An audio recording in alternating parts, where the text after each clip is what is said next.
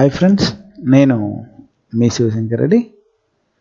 మనం ఇన్ని రోజులు ఏదైతే ఎదురు చూస్తున్నామో వైఎస్ఆర్ నవశకంలో భాగంగా ఏదైతే విద్యా దీవెన మరియు వసతి దీవెనకు సంబంధించి ఏదైతే మనం చూస్తూ ఉన్నామో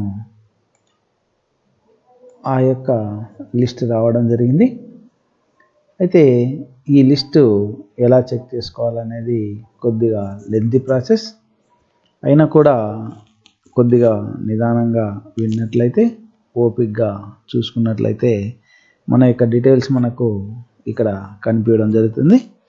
ఏంటంటే ముందుగా మనం navasakam.ap.gov.in అనే మన యొక్క సిస్టంలో అక్కడ క్రోమ్ బ్రౌజర్లో ఎంటర్ చేసినట్టయితే మనకు ఇలా స్క్రీన్ కనిపించడం జరుగుతుంది.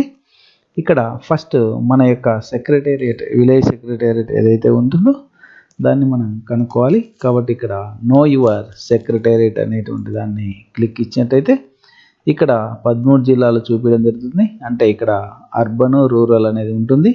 మనకు రూరల్లో కానీ అర్బన్లో కానీ మనకు ఏదైతే అది సెలెక్ట్ చేసుకోవాల్సి ఉంటుంది. ఇప్పుడు నేను కడపలో రూరల్లో 633 మీద క్లిక్ ఇచ్చాను. ఇక్కడ రకరకాల మండలాలు డిస్ప్లే కావడం జరిగింది. ఇందులో నేను ఒక మండలను ఇవ్వదలుచుకున్నాను. అదేంటంటే పెద్ద ముడియం మండలం అనేటువంటిది ఇచ్చాను. ఈ మండలంలో 12 సెక్రటేరియట్లు ఉన్నాయి.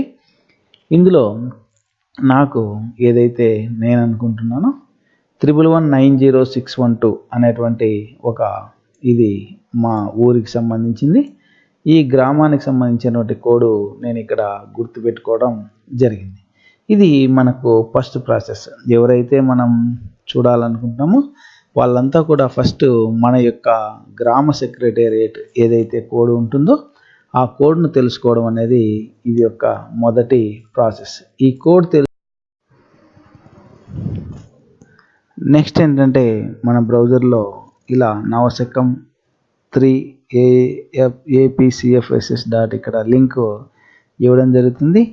ఆ లింక్ను మీరు కాపీ చేసుకొని ఈ లాస్ట్లో ఏదైతే విలేజ్ సెక్రటేరియట్ ఉంటుందో అది మీరు ఏదైతే చూస్ చేసుకున్నారో ఆ యొక్క విలేజ్ కోడ్ ఇక్కడ లాస్ట్లో మీరు అక్కడ తీసుకున్నటువంటిది ఇక్కడ ఎంటర్ చేసి ఎక్కడైతే సెర్చ్ అని కొడతామో అప్పుడు నేను ఇక్కడ 11190612 అని తీసుకోవడం జరిగింది. ఇది తీసుకొని చూస్తే ఆ గ్రామానికి సంబంధించిన వాళ్ళందరూ కూడా రావడం జరిగింది. ఎవరెవరు చదువుతున్నారు, వాళ్ళు ఏంటి ఎలిజిబులా కాదా అంటే ఇది ఎలిజిబుల్కి సంబంధించినటువంటి లిస్ట్. అలాగనే మనకు ఇన్ఎలిజిబిలిటీకి కూడా సంబంధించినటువంటి లిస్ట్ కూడా రావడం జరుగుతుంది. అదేలాగానో మరి ఇప్పుడు చూద్దాం. అలాగనే ఏదైతే ఇన్ఎలిజిబుల్ ఉన్నారో వాళ్ళు కూడా మనము ఇక్కడ ఏదైతే ఉంటుందో ఆ లింక్లో మీరు మీ యొక్క గ్రామ సచివాలయ కోడ్ ఎంటర్ చేసినట్టయితే ఆ యొక్క డిస్ప్లే కావడం జరుగుతుంది.